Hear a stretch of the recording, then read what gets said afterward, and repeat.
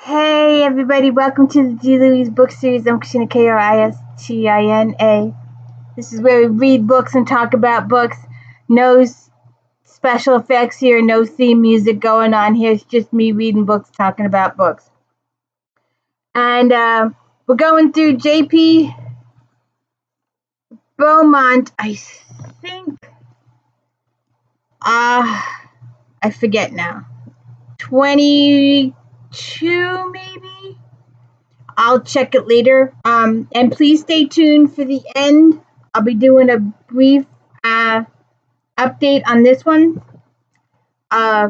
So we did Betrayal in Trust, and then we did the short one, A Ring in the Dead of a New Year's, where JP remembers his first day on the job as a homicide detective in Seattle's police department. And this, at the end of the other book, JP was going in for surgery. Oh, and by the way, please hit the like and subscribe. Let me know I'm doing a good job. Always helps. I could get 10 subscribers today and lose 8 tomorrow. That's how my couple of months have gone. I've gained a couple, lost a couple, gained a couple, lost a couple. I don't know why we hold our likes hostage, but we do. If you check out some of the major, even popular singers that have millions and trillions of views, you'll see that their likes are like under 5% of the majority that view their videos. So I don't know why we hold them hostage, but we do. So anyways, let's get down to this. So JP is going in the hospital for double knee surgery. And I had a relative who had this done, but they usually only do one at a time. But JP's having both, and he's a little scared. So this was a really good, quick-moving, flowing book. I read 90% of it in one sitting before I decided that I needed to go to bed. So, she's too funny. Yes, dear. Yes, dear. Look. I know, I'm sorry. There you are. There's the star. Sorry. I know there's noise. I don't hear it but when you play it back, you hear it. And I don't know what to do. So anyways, so JP is having surgery, and when he comes to initially, when you're in recovery, having had several 1, 2, 3, 4, about 5 surgeries myself in my whole life. When you first come to, you're groggy after surgery, and he's got that grogginess still and gone, and he sees a young lady sitting next to him, and at first he assumes it's Kelly, his daughter, and then when he comes to, she's gone, and after a little bit, he discovers that he was dreaming of Monica Wellington. JP's remembering his past. He was with Rory McPherson. They were doing patrol in the cop car. They were still out on the officers. He remembers his early time with his first wife, Karen, and a little bit of Maxwell Cole. We do not see Maxwell Cole in this at all. He is briefly mentioned a couple of times. And we did not know this prior, but one of JP's first cars was a VW Bug. So that's interesting. So there's quite a bit of little information there from his first marriage with Karen, and also the beginnings of his being an alcoholic and living on McNaughton's. So he's thinking about being on patrol and how he gets a call. The 911 call was called in. Two boys found a body in a barrel. And they tell some of the story, but not all of the story. And JP feels like they're withholding, but this was in 1973. And his first, they do the investigation at the scene, but of course they're patrol officers. They're sent to canvass the neighborhood like most patrol officers are done. And then that's the end of that. And JP goes on a 2-day, he had a predetermined 2-day vacation. He had stuff to do with his wife, doctor's appointments and stuff. And when he comes back from his 2-day vacation, he discovers that he's been promoted to homicide, and Larry Powell and Waddy Watkins are his new partners or co-workers. They are quickly moved up the chain of command into boss status, and you wonder, I think JP stated it several times that he never really wanted to move up the chain of command. He was very happy, satisfied being a detective. He liked investigating. He liked the mystery. He liked solving the crime. However, he liked solving the crime, helped him avoid home and his wife and his husband duties, and also helped him increase his McNaughton's, where he became an alcoholic and eventually led to the divorce. And he didn't get it for a really, really long time. So we'll get into that. They do the investigation. He's in the hospital. He's getting physical therapy. He also remembers the more information about the girl in the barrel and how their case was eventually closed. And there's several chapters about the investigation taking place in 1973. And in 1973 we had no computers back then, or the beginnings of very, very beginning computers. Electrical typewriters. I guess that was more 80s-ish. Well, if you could afford them. TV news was starting. The telephone was up and running. I think they had fax machines back then too.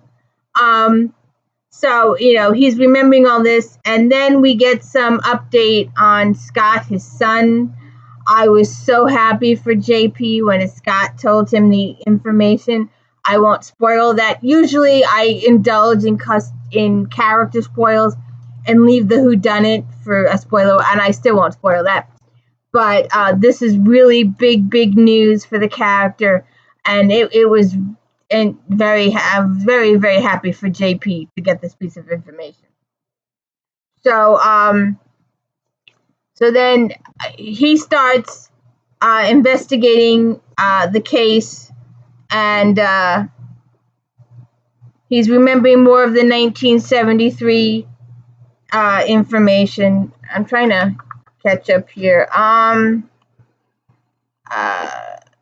He's visitors.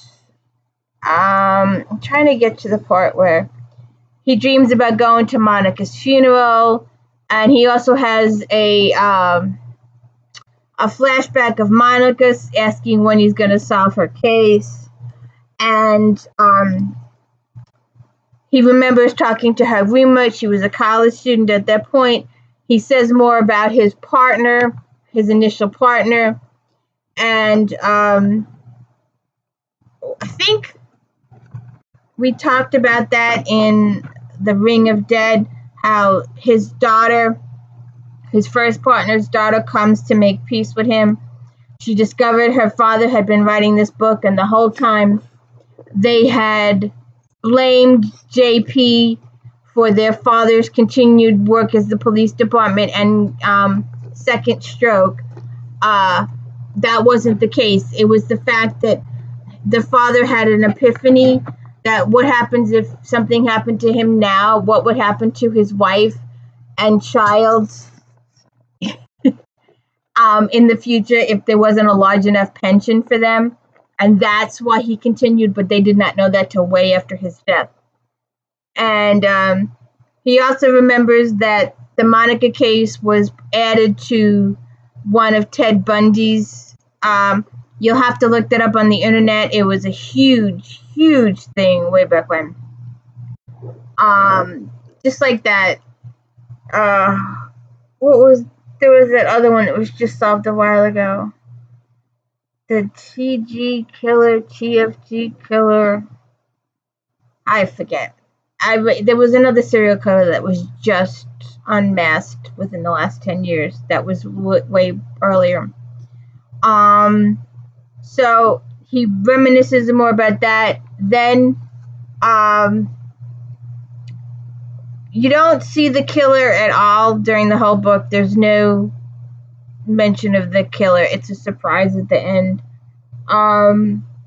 So, JP calls his boss and asks his boss he would like to reopen this 1973 cold case. And so then his boss calls Ron Peters, who I have to spoil it here. I did not know this. I don't think it was mentioned in previous books, but Ron was JP's partner.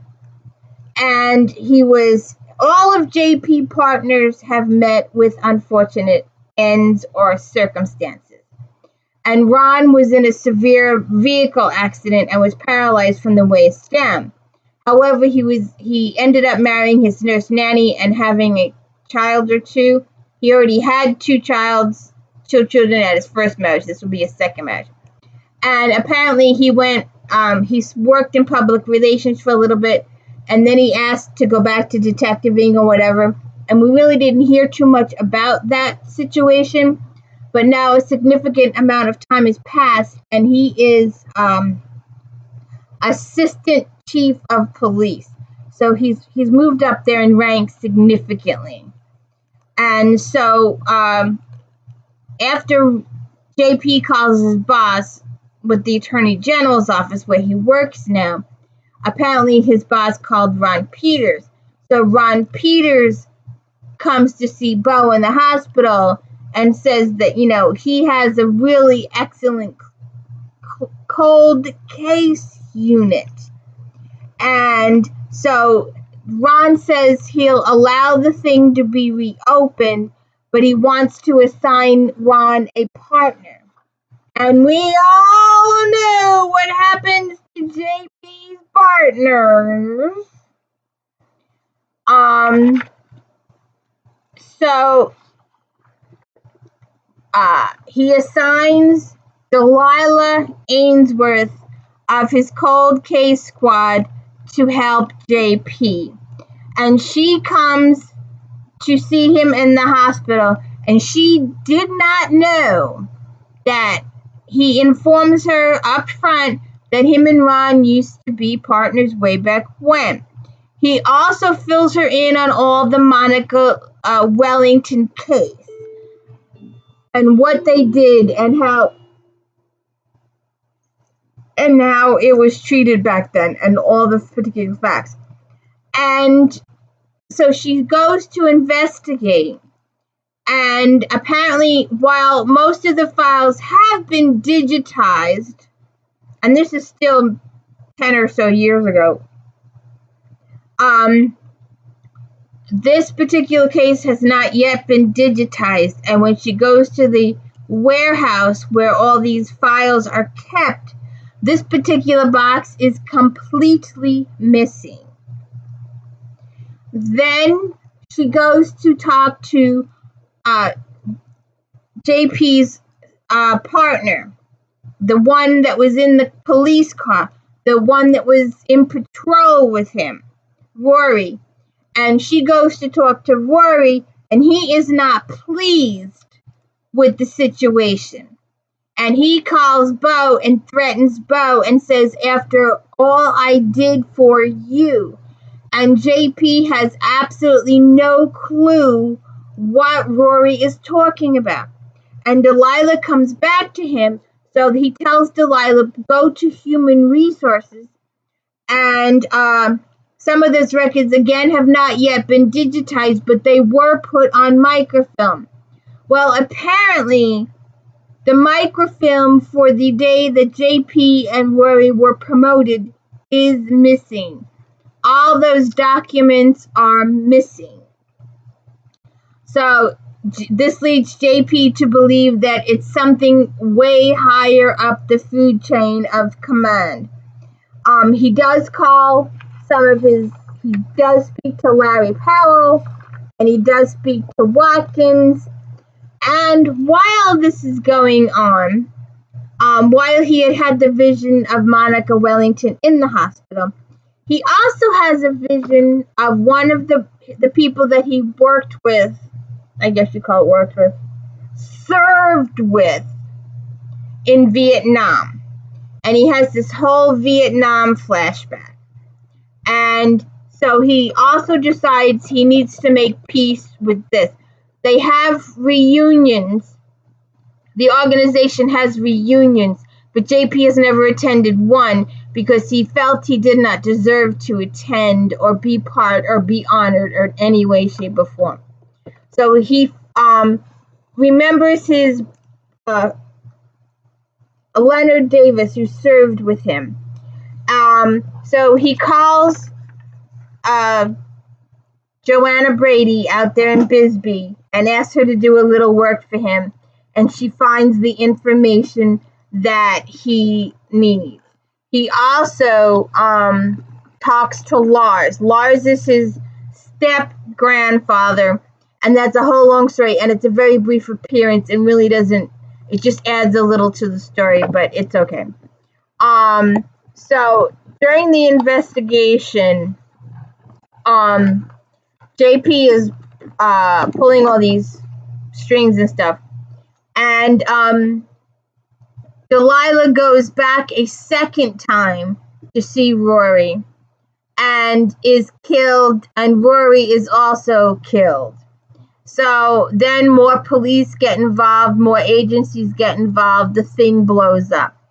JP decides he has got to get out of the hospital, absolutely has to get out. So he makes the doctor sign him out. He calls the doorman. I guess you would consider him your concierge, however you say it.